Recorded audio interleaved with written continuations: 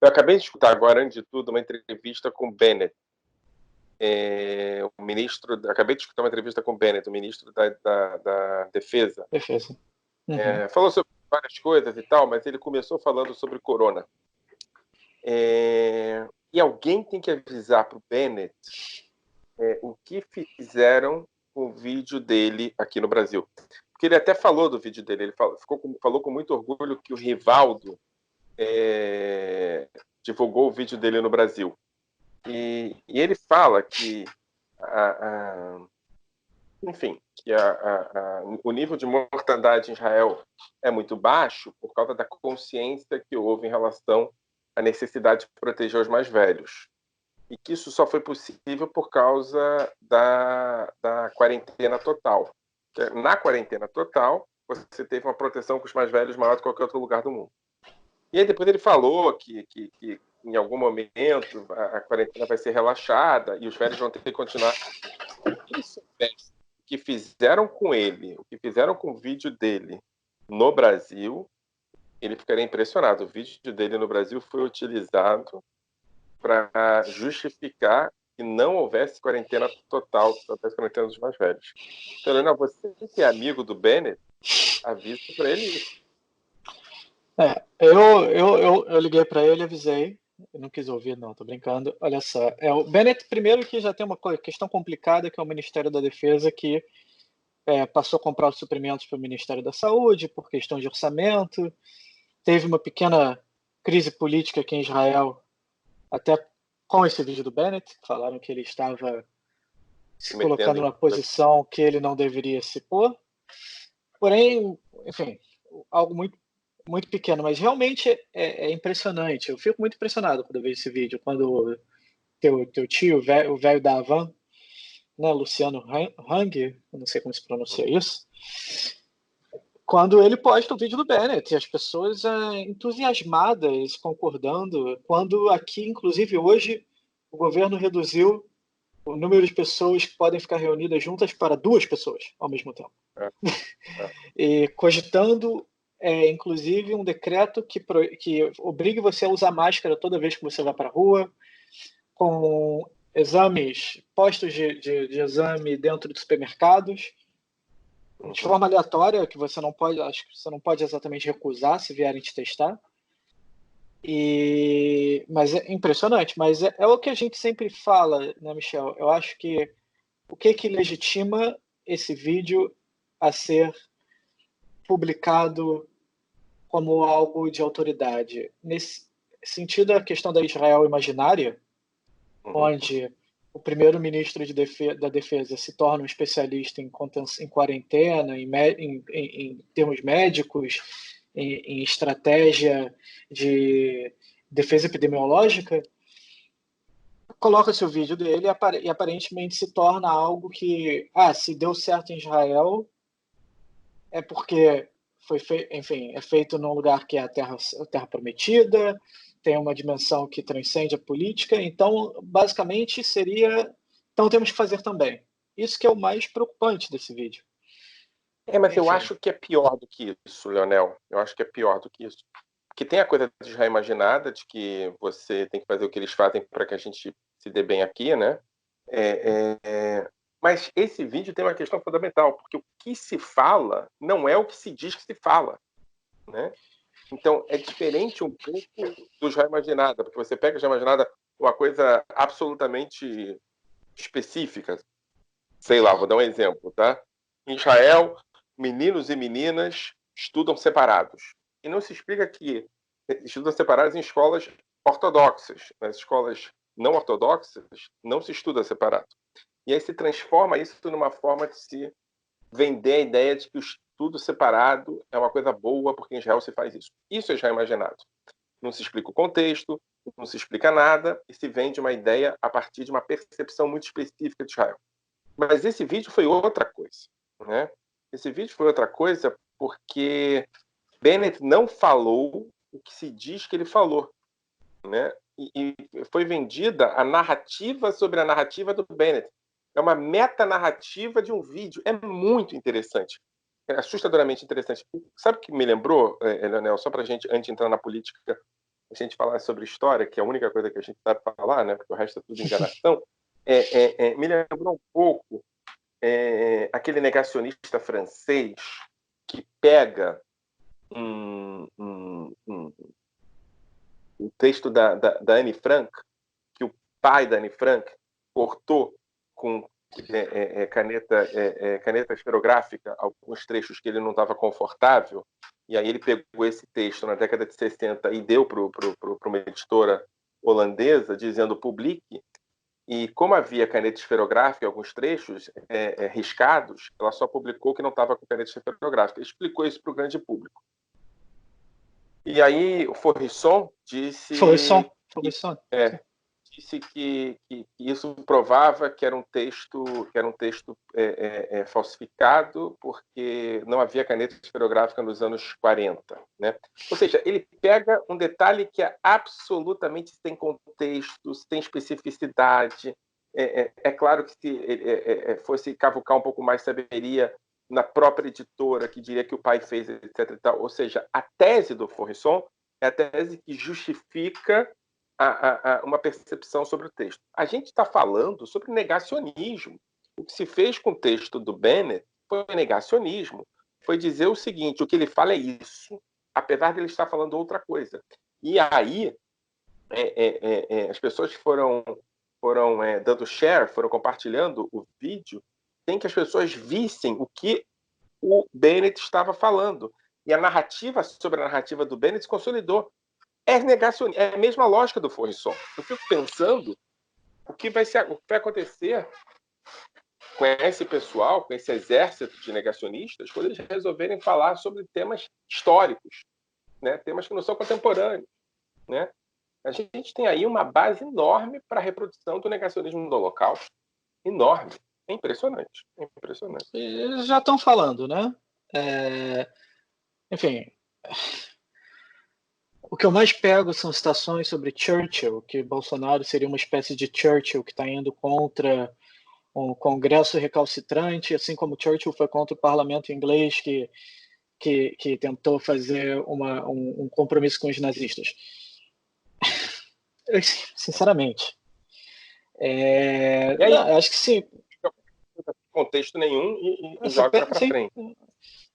É uma ligação, enfim, nessa questão do Bennett, é a ligação do João Imaginário com a atmosfera negacionista e de fake news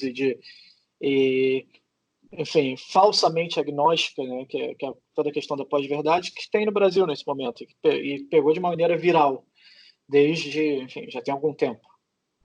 Mas eu fico pensando, Leonel, se o uso do termo fake news ajuda ou atrapalha. Porque não é fake news. É mais do que isso. Né? A gente está falando sobre negacionismo mesmo. A ideia de que a minha tese tem que moldar a realidade. Então, se eu acredito que não houve holocausto, isso vai moldar a realidade. Se eu acredito que não houve ditadura militar no Brasil, isso vai moldar a realidade. Se eu acredito que o Bennett falou que não tem que fazer quarentena total só para os velhinhos, isso vai mudar a realidade. Isso é muito importante. E não adianta discutir, né? Não adianta discutir. Eu vi algumas pessoas que falaram que eu fui discutir no vídeo. Eu falei, olha, isso não é verdade. E alguém me falou, não, você está mentindo. Eu falei, mas eu moro em Israel, é mais prova. Eu falei, olha, tá aqui uma foto do lado de fora da minha casa. Não, isso não é a sua casa. É um nível que você não tem. Aparentemente, você está lidando com uma questão que é o que você disse. A realidade está pronta ali. Enfim, muito complicado. Mas é muito importante para os historiadores lidarem com isso, que quando a gente tinha a famosa mania de que o nazismo era de esquerda, né, eu conversei com o nosso amigo em comum, Luiz Edmundo Moraes, dizendo que isso era uma forma de negacionismo. Porque a questão era que se o nazismo era de esquerda, o problema não era o nazismo, o problema era o fascismo, porque você está deixando o fascismo como algo viável, porque só o nazismo era genocídio, o fascismo não era. Eu acho que a gente está numa fase em que a gente tem que tomar muito cuidado, porque em breve a questão do Holocausto vai estar na mesa. Eu acho que... Enfim, a gente não está falando sobre isso. Eu só acho que esse texto do Bennett e o uso político que se fez dele é um texto que dialoga, é um uso político que dialoga com conspiração, não é? Você não sei você, mas a minha experiência de ser judeu, uma experiência que já me colocou à frente de eu ser responsável por conspirações as mais diversas, né? E aí eu ia provando que minha família não era bem isso, e não sei o que, não sei o que lá, e nada resolvia, porque a fala estava comprometida com a posição política. Eu acho que a gente está vendo a mesma coisa aqui. É um tema interessante de ser trabalhado, eu acho. Bom, mas vamos falar salada mista, né? A gente tem um governo que é uma salada mista. O que está acontecendo?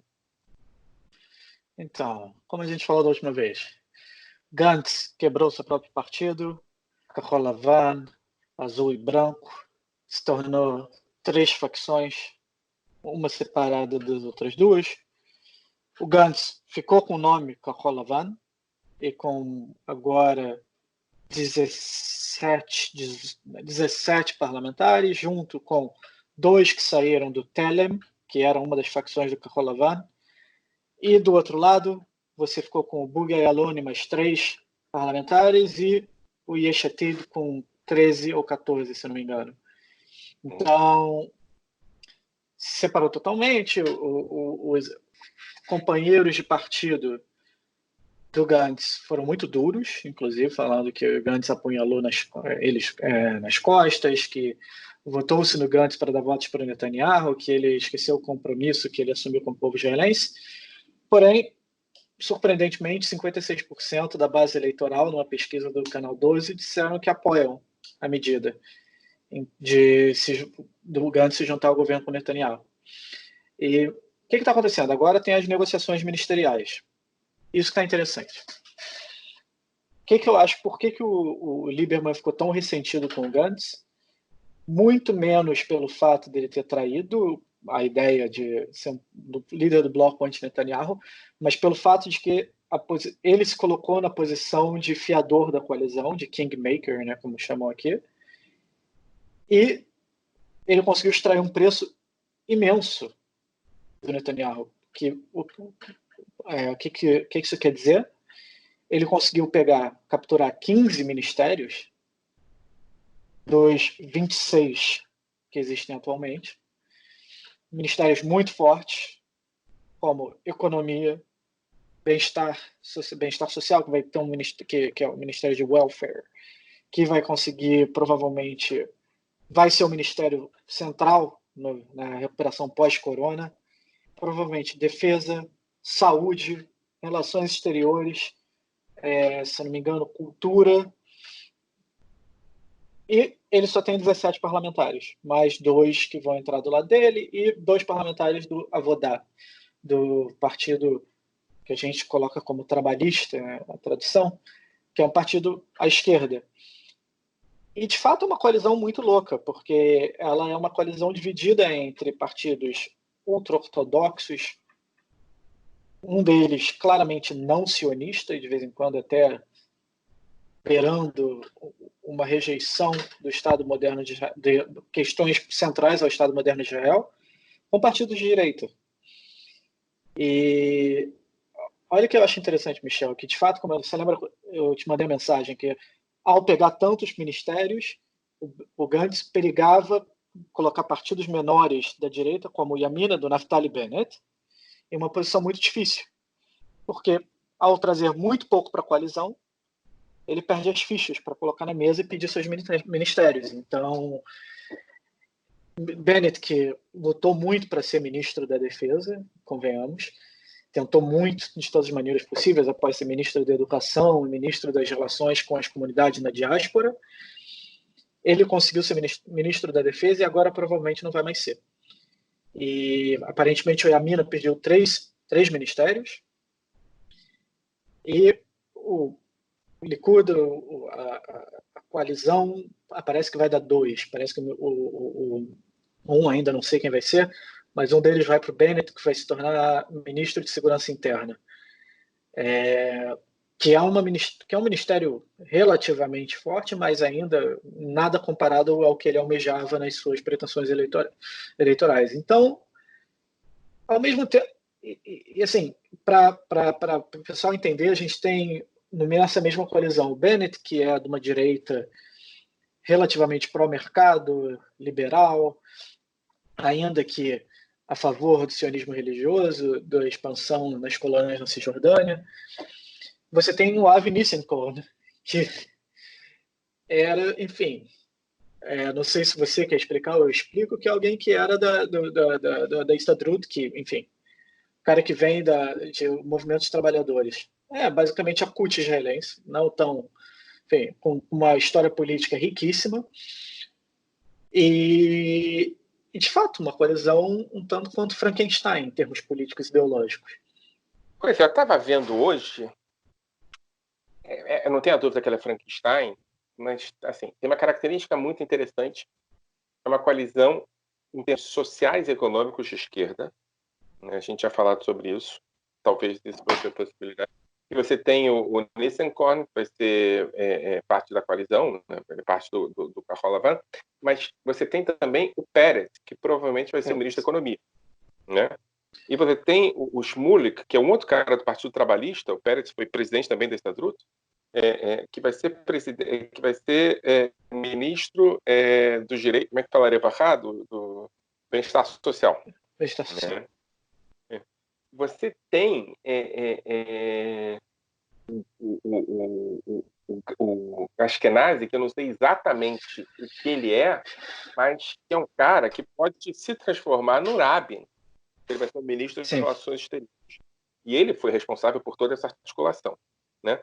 E você tem nomes muito bons, né?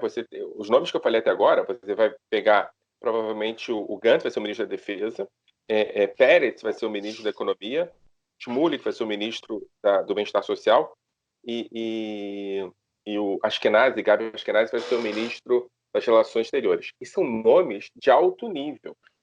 Os nomes do Likud não são de alto nível. Não são de alto nível.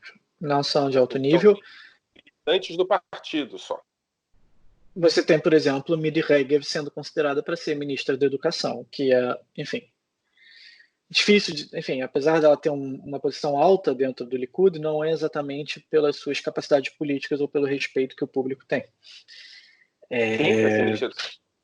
Miri Regev. Só falta mas não, ninguém. Mas olha só, isso que eu só vou pautar antes, Michel. Apesar de eu achar que esses nomes, provavelmente alguns vão se consolidar, até o presente momento a gente tem puro de reportagem, né? São conversas dentro do Knesset, então tudo a gente não pode levar como absolutos. Só que assim, isso já está chegando nos limites, porque hoje, de fato, já começaram as crises nas negociações, que o Gantz aparentemente está absolutamente direto com a ideia de que o Litzman não pode continuar como ministro da Saúde. Então, o que parecia ter sido resolvido ontem, hoje voltou à tona. E ele não está muito... ele não está abrindo mão de não, por exemplo, referendar automaticamente o plano de anexação em Judéia e Samária, na Cisjordânia, com o apoio dos Estados Unidos, com o Tornita Meia, com o plano de paz que foi elaborado pelo governo Trump, que a gente falou alguns episódios atrás. Então, isso colocou uma pedra no caminho das negociações. Difícil saber. Eu quero dizer o seguinte, a gente está vendo uma coalizão que tem nomes de centro-esquerda de altíssimo nível, que tem nomes de centro-direita pouco preparados, na melhor das hipóteses, né? Você tem um Katz, que é um cara melhor, mas os outros nomes são todos nomes de partido mesmo. Você tem nomes de direita que estão sendo expulsos da coalizão aos poucos, né? Porque o Yamina não vai conseguir 3 cadeiras no governo. Se ele conseguir 2, eu não sei se ele fica. Então a gente tem um governo que é um Frankenstein, mas que tende à esquerda, apesar do Bibi ser o primeiro-ministro. Tende à centro-esquerda, né? Principalmente por causa do pessoal da Histadrut. Então, pela primeira vez, quer dizer, o que eu estou pensando, isso que eu queria te perguntar, a gente imaginou que o Bibi Netanyahu tinha dado um olé e tinha transformado o Gantz num refém dele. Agora, veja bem, o que está acontecendo na prática é que, para se salvar, o Bibi está deixando que o Gantz transforme ele em refém. por um detalhe, porque que esse é o detalhe que diferencia isso de todo o resto. O Gantz tem uma maioria de deputados, e não o Bibi tem. Isso diferencia. Então, se o Bibi quiser dar um golpe no Gantz, o Gantz não aceita esse golpe. Né? Se o Bibi quiser derrubar o governo, quem tem governo de 61 é o Gantz. Então, pode ser que a gente esteja vendo uma jogada de mestre do Gantz. Né? Hoje, o Lieberman falou que o Gantz virou um defunto político, mas pode ser que em 1 ano e meio, sei lá, está tudo muito estranho, mas na verdade o que a gente esteja vendo aqui é que o Gantz está dando uma camisa de força para o Bibi. O Bibi não está conseguindo se mover. Você não acha isso? Exato. Sim, não, eu tenho certeza disso. Eu acho que, inclusive, ao colocar o Peretz e o Schmuller-Rosenberg dentro do governo, ele neutraliza os partidos ultra-ortodoxos numa posição bastante minoritária, porque ele vai ter uma posição muito confortável de 23 fiéis do lado dele, somente dentro dele da coalizão, o que é muita coisa. Ele tem basicamente 1/3 da coalizão sentando com ele. Isso é muito bom. Isso coloca ele numa posição de negociação muito boa, tanto que ele conseguiu tirar um preço muito grande do Likud. E o que é engraçado, porque eu acompanho muito um ex-parlamentar do Yesh Atid, do Dov Lippman, que não concordo com ele politicamente, mas ele tem boas informações. E os comentários de quem é mais a favor do Netanyahu estão dizendo, parece que o Netanyahu, para salvar a loja, ele vendeu tudo para o Gantz. Enfim, ele, de fato, é o que está acontecendo. Cabe ver se o Bibi ainda, por exemplo, se ele não observa isso em algum momento, ele fala, eu não posso... Caso as negociações comecem a se paralisar em questões que o Bibi pode tentar puxar para o lado dele, eu acho que pode criar um problema para o Gantz, eu não sei como isso vai ser. É possível, o caminho está aberto ainda, porque, por exemplo, na questão dos territórios, eu acho que o Yamina vai puxar muito o lado do Bibi para falar que isso não é uma posição negociável. Mas o Yamina não é necessário, né? Esse que é o problema. Não, o Yamina não é necessário, mas ainda faz algum barulho, ainda que não se traduza muito nos seus bens políticos. Esquece a parte dos territórios ocupados, da questão palestina, esquece isso. Okay. Da Acordo de Paz. O Yamina tem um discurso extremamente liberal, em termos econômicos. Que ele não usa, porque ele não tem como usar no cenário, muito menos agora. Esse é o tipo de discurso que nem nas eleições eles ativam tanto isso. A Ayelet Shaked tem um discurso de conservadorismo no Ministério da Justiça. Não vai poder usar isso. A pergunta é, o que o Yamina precisa estar nessa coalizão? Né? Não, em termos numéricos, não precisa. Na verdade, a coalizão, eles precisam da coalizão muito mais do que a coalizão precisa deles, porque é um partido... Daniel, algumas pessoas reclamaram que a gente fala de coisas muito específicas, tá? Então, só para dar uma ideia, o Parlamento de Israel, que chama Knesset, tem 120 deputados. Né? Nesse sentido, para se formar uma coalizão, precisa-se ter 60 cadeiras mais uma cadeira para ter maioria absoluta na coalizão. Né?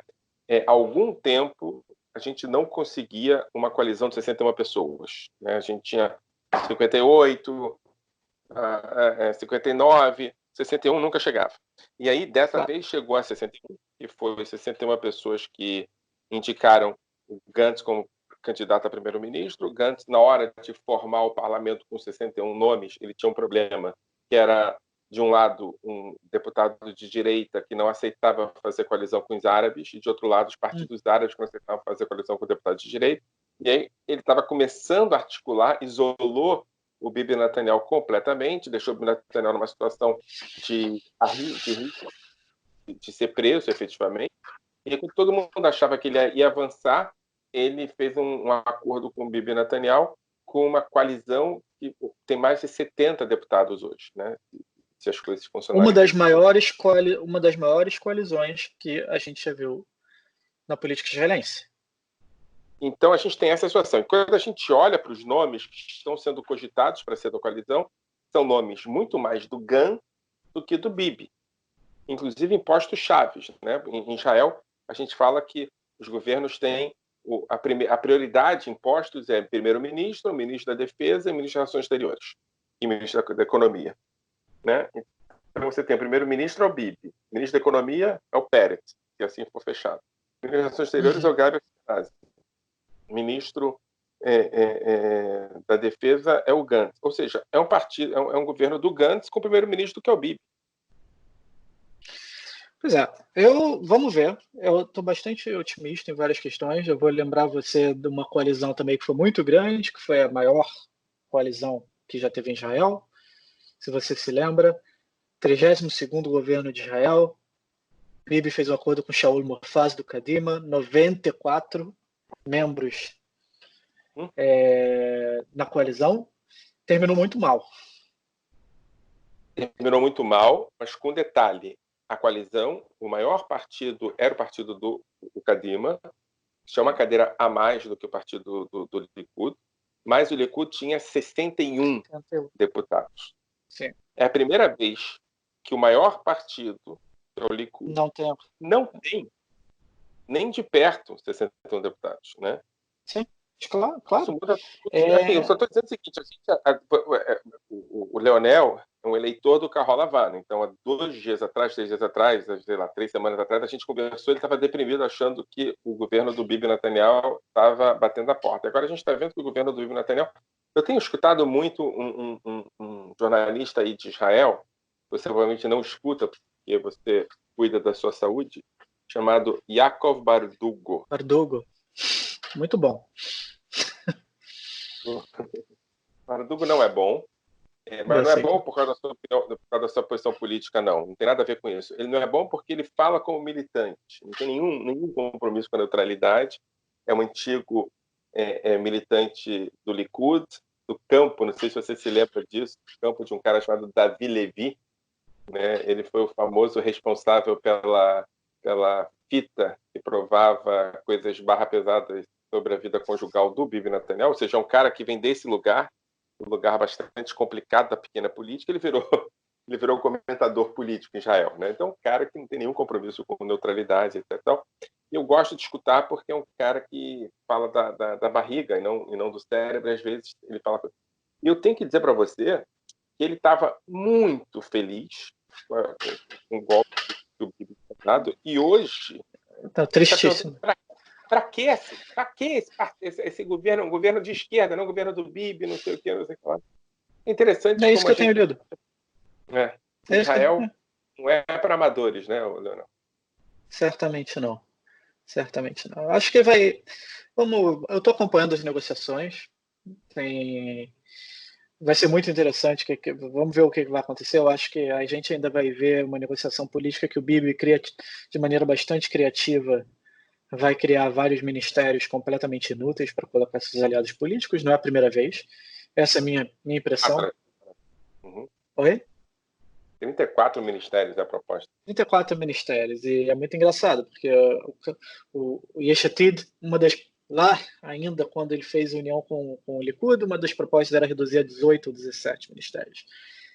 Mas vamos ver no que vai dar. Eu acho que sim, é um governo que vai entrar num momento muito difícil. A gente chegou em 22,7% de desempregados.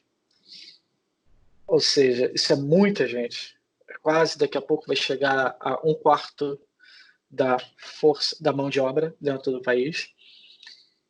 Não vai ser muito difícil essa conta ser paga. Isso vai colocar um peso imenso nas contas públicas, e o que vai criar uma grande contradição do Bibi como o senhor finança, o senhor economia, que conseguiu tirar Israel de uma hiperinflação, criou a Startup Nation.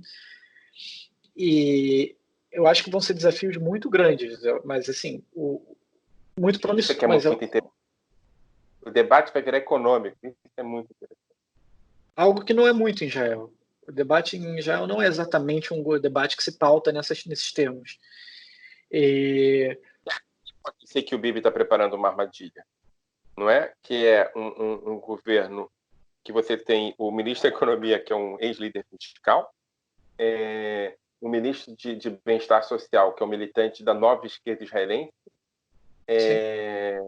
LGBT, das manifestações contra o aumento dos preços das comidas em 2011, né?